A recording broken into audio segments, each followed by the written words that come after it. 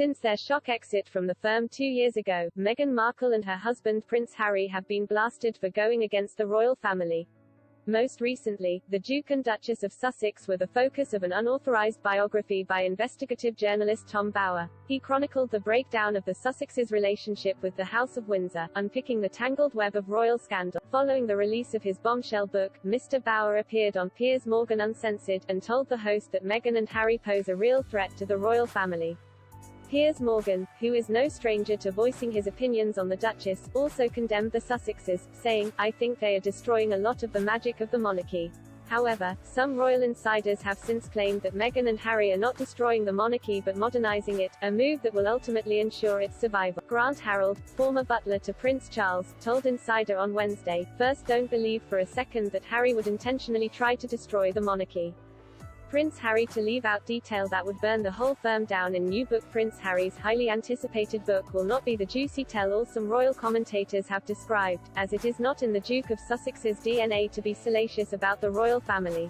"I wouldn't put it past him to want to modernise it, to make people aware of things that have gone on that are wrong." Since leaving the royal family, Meghan and Harry have given insight into their experiences as working royals, telling Oprah Winfrey they felt a lack of support and lack of understanding from the firm. The couple also commented on the royals' approach to racism and mental health, mentioning an unnamed member of the royal family's remarks about their son Archie's skin tone before he was born, and opening up on their personal mental health struggles. After the interview aired, a palace spokesperson said the claims were taken very seriously and they would be addressed by the family privately. Mr. Harold said the palace's HR department will likely use Meghan and Harry's feedback to make the institution better, just like any large company or organization would. Speaking from personal experience, he said he was always encouraged to raise concerns with the palace's HR department when he worked there, between 2004 and 2011.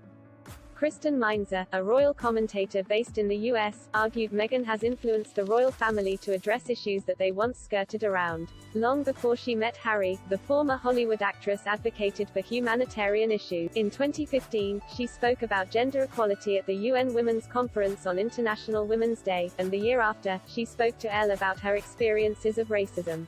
While Ms. Meinzer noted that the royals are beginning to address issues more openly, she also claimed that the royal family only speak about them in the narrowest sense, referencing Prince William tweeting about racist heckling during football matches in 20.